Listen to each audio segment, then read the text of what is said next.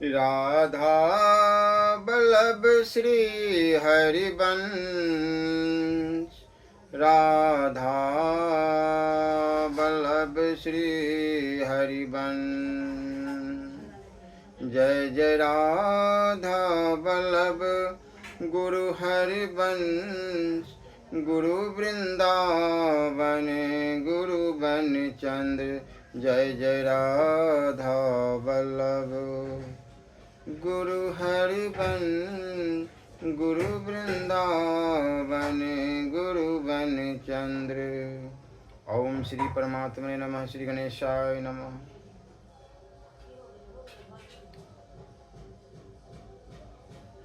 जो धर्म के लिए लालियत है और धर्म का आचरण करते, उनके ऊपर मानो पत्थर झूलता रहता है कि किसी प्रकार जरा सा अहंकार अभिमान आते ही सिर पर गिर पड़े।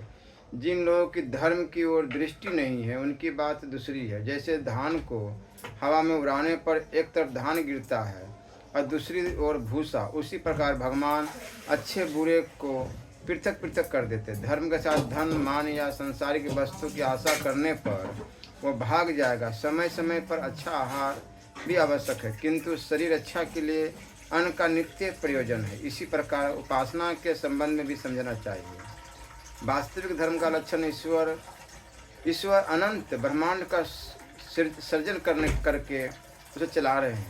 उनकी विधि व्यवस्था नियम प्रणाली सब अव्यर्थ है। प्रत्येक पदार्थ की ओर दृष्टिपात करने पर सब में अस्मिता का बोध होता है। जिसकी दृष्टि होती है उसके लिए व्यवस्था है, नियम है। फिर हम लोग जो जरा सी अधिक हवा, झड़ तूफान, गर्मी या वर्षा होने पर सृष्टिकर्ता का अतिक्रमण करके अपने विचार से असंतोष प्रकट करते हैं।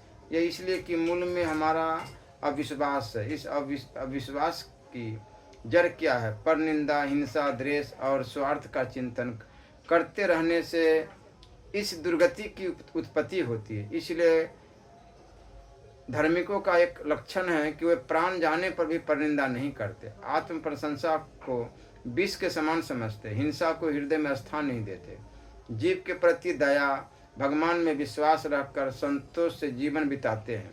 असंतोष का जन्म अविश्वास से होता है, परंतु वास्तविक धार्मिक पुरुष की स्थिति है सुख में रखो या दुख में, तुम्हारी दी हुई संपत्ति विपत्ति दोनों ही मेरे लिए समान है। इस अवस्था की प्राप्ति के लिए आत्मदृष्टि होनी चाहिए।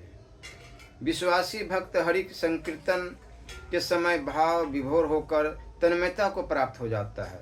वे अपनी शुद्धि भूल जाते हैं, परंतु जो लोग भाव के घर में चोरी करते हैं, भाव की नकल दिखाते हैं, उनके लिए इस राज्य का द्वार बंद रहता है। हरि नाम लेते लेते नशा आ जाता है। भांग गांजा आदि का नशा कुछ भी नहीं है। नाम का नशा कभी छूटता नहीं, सर्वथा अस्थायी रहता है। हरि नाम में प्रेम प्राप्ति का यही कर्म है। इसलिए पाप का बोध, पाप कर्म में अनुताप, पाप में अप्रवृत्ति, कुसंग से घृणा, सत्संग में अनुराग, नाम में रुचि और जगत की चर्चा में अरुचि, भाव का उदय और प्रेम। सच बोलो, दलबंदी छोड़कर सत्यनिष्ठ बनो, पर निंदा का परित्याग करो। दूसरे की दोष कोई बात कहना ही निंदा नहीं है, दूसरे को छोटा बताने की चेष्टा ही पर निंदा है। सब जीवों के प्रति दया अर्थात दूसरे के सुख से सुखी और दुख से दुखी होना। माता पिता की सेवा करो, साधु पुरुषों में भक्ति करो। जो सत्यवादी जितेंद्रिय हैं वही साधु है। अपना विश्वास स्थिर रखकर साधु संग करो। दूसरे का जूठा मत खाओ, मादक वस्तुओं का सेवन मत करो, मांस मत खाओ।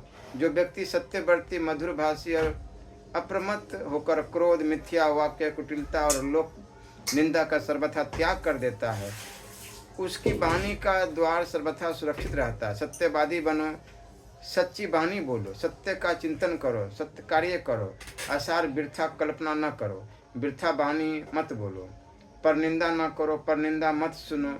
जहाँ परनिंदा होती हो वहाँ मत बैठो। दूसरे का दोष कभी मत देखो, अपने दोषों को सदा ही देखो। अपने अंदर छिपे हुए दोषों को जो खोज खोज कर देखता है, उसमें परनिंदा करने की प्रवृत्ति नहीं होती। दूसरे का दोष देखने की इच्छा नहीं होती। पर निंदा सर्वथा त्याग करने योग्य। प्रत्येक में कुछ न कुछ गुण है। दोष के अंश को छोड़कर गुण का अंश ग्रहण करो, इससे हृदय परिशुद्ध होगा। निंदनीय विषय दोष का ग्रहण करने और उसकी आलोचना करने से आत्मा अत्यंत मलिन हो जाती है। जिस दोष के लिए निंदा की जाती है वही दोष कर्मश निंदक में आ जाता है। दूसरे को किसी के सामने नीचा गिराने के लिए कुछ भी कहने या भाव प्रकट करने का नाम ही निंदा है। बात सत्य होने पर भी वह निंदा है। दूसरे के उपकार के लिए जो कुछ किया जाता है वह निंदा नहीं है। जैसे पिता पुत्र के उपकार के लिए उसकी बुरी बातों को बताता है, स्वयं क्रोधित होकर जब कोई बात कही जाती है तो उससे दूसरे का उपकार नहीं होता। कुछ कहना हो तो केवल उपकार की ओर ही दृष्टि रखकर कहना चाहिए। मनुष्य में हजारों दोषों का रहना कुछ भी असंभव नहीं, परंतु उसमें जितना सा गुण है उसी को लेकर उसकी प्रशंसा करनी चाहिए। सरल हृदय से किसी की प्रशंसा करने पर ईश्वर उपासना का काम होता है। दूसरे के गुण कीर्तन से पाप ताप भाग जाते हैं, शांति आनंद का आगमन होता है। निंदा करने पर अपने सद्गुण नष्ट होकर नरक की प्राप्ति होती है। अहिंसा परम धर्म है। हिंसा का अर्थ है हनन की इच्छा। हनन का अर्थ है आघात। किसी भी व्यक्ति के प्राणों पर आघात न लगे, इस तरह चलना चाहिए। काम और क्रोध भी हिंसा के समान अपकार नहीं करते। क्रोध आने पर मौन रहे। जिसके प्रति क्रोध आया है उसके सामने से हट जाओ। किसी के कुछ कहने पर अथवा अन्य किसी कारण से क्रोध के लक्षण दिखने पर अलग जा बैठो और नाम कीर्तन करो।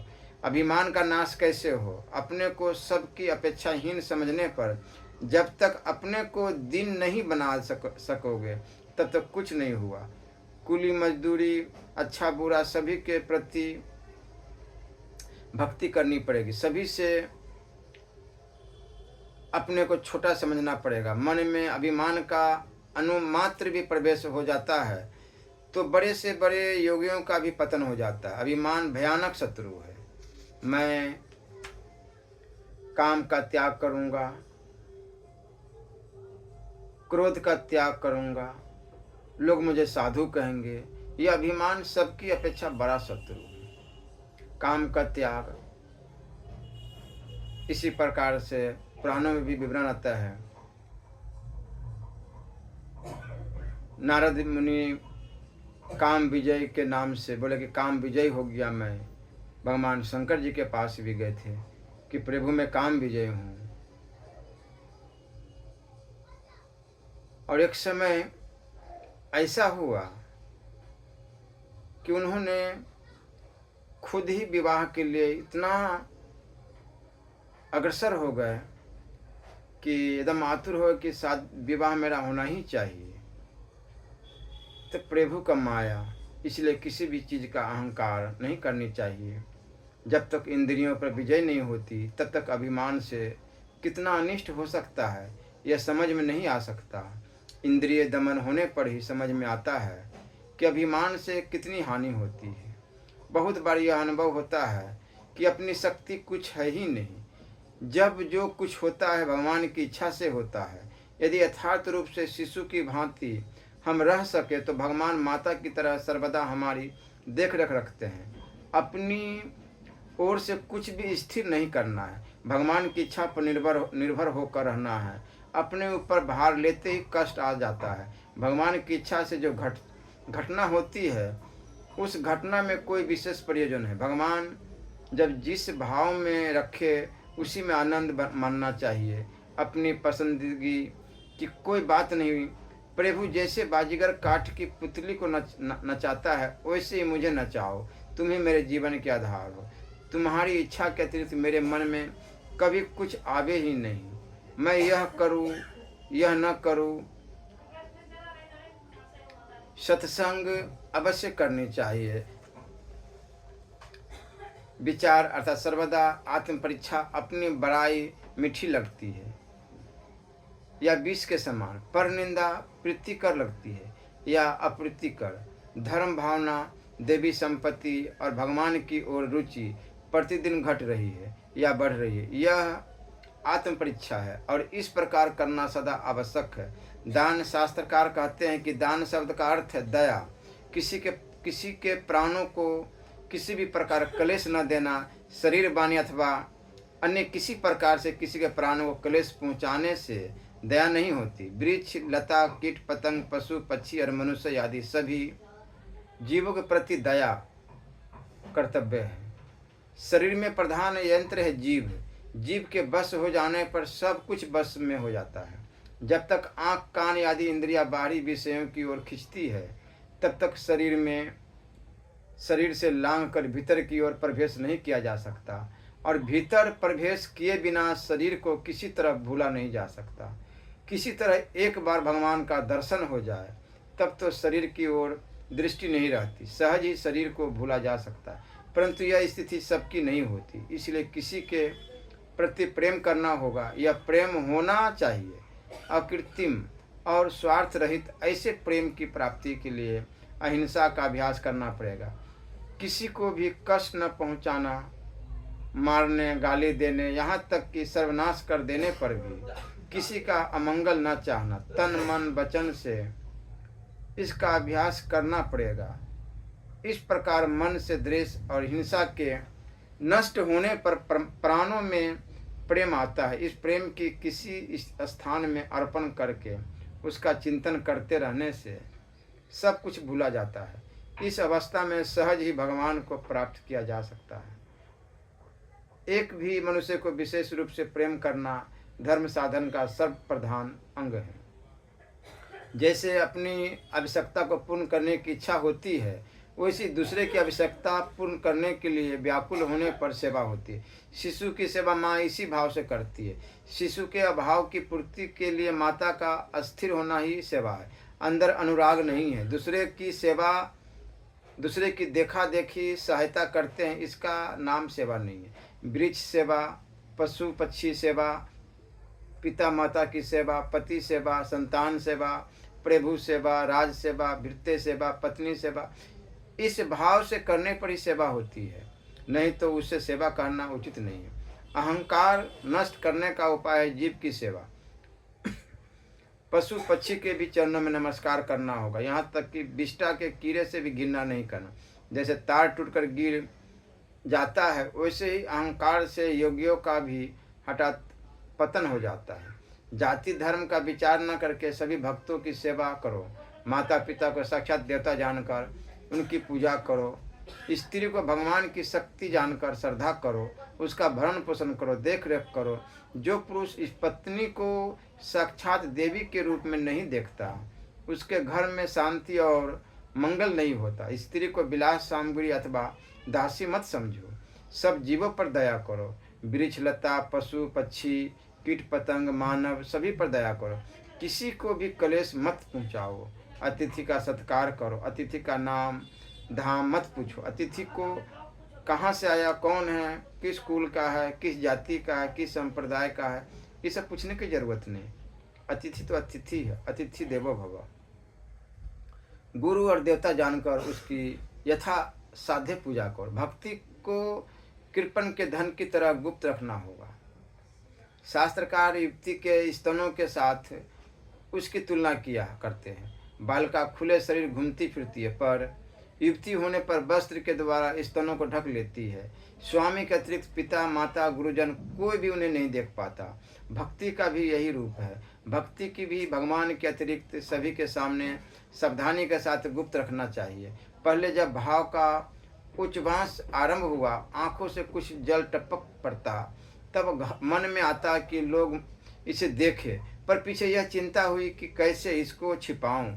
तब हृदय के एकांत स्थान में इसे छिपा रहने की इच्छा हुई, क्योंकि भक्ति गोपनीय है। साधु का लक्षण और कर्तव्य यही है कि उसके समीप जो भी विषय आए उन सब को वह भगवान के निकट रख दे। फिर उनमें से जिस पर भगवान की सुस्पष्ट ज्योति पड़ती दिखाई दे उसी को स्वीकार करे। जो इसी नियम के अनुसार सारे कार्य करते हैं वही यथार्थ साधु है। साधु सभी विषयों में ईश्वर की इच्छा क्या है यह समझकर चलते हैं। जिसके समीप जाने पर हृदय के श्रेष्ठ भाव प्रफुल्लित हो जाते हैं भगवान का नाम अपने आप ही जीभ से उच्चारित होने लगता है और पाप बुद्धि लज्जित होकर भाग जाती है, वही साधु है। निरंतर भगवान का नाम जप करते रहने से शरीर में एक नवीन सौंदर्य का उदय होता है। जिनके प्रत्येक श्वास में भगवान के नाम का जप होता है वह धीरे धीरे भगवती तनु प्राप्त करते हैं। उनके रक्त मान से प्रत्येक रोम कुंभ से अस्थि से अपने आप ही भगवत नाम का जप होता रहता है। इसलिए हर समय राधा राधा राधा राधा राधा राधा राधा राधे श्याम या श्री राम जय जय राम शिव शिव, जो भी आपको प्रिय हो। सत्य बोलो, परिंदा त्याग करो, माता पिता को प्रत्यक्ष देवता जानकर उनकी सेवा करो, पति और पत्नी में भगवत संबंध स्थापित करो। कभी कोई किसी का भी अनादर, अवहेलना और अपमान मत करो। प्रतिदिन अपनी इच्छा अनुसार अपना सहनशीलता, धन के जैसे आपको है उसी हिसाब से दान पुण्य साधु पुरुषों का हो सके तो अवश्य भोजन करवाना चाहिए।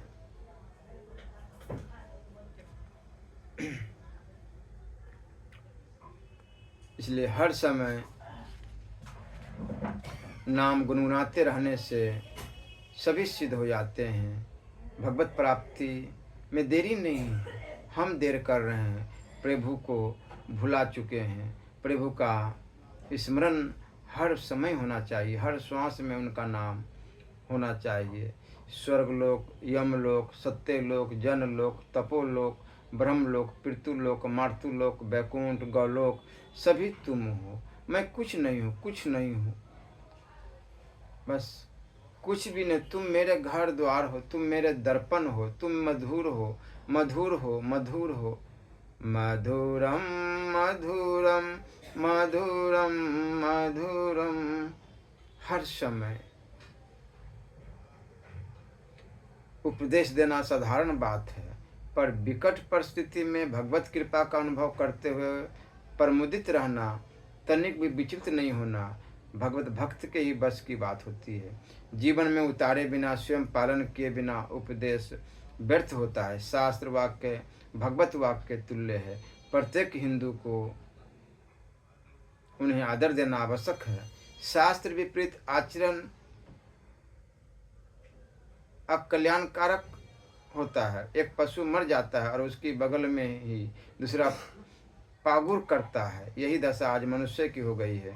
वह प्रतिदिन लोगों को मृत्यु मुख में जाते देखकर भी निश्चिंत है। भगवान को पाने के लिए तनिक भी प्रयास नहीं करता। मानव जीवन फिर कब मिले पता नहीं।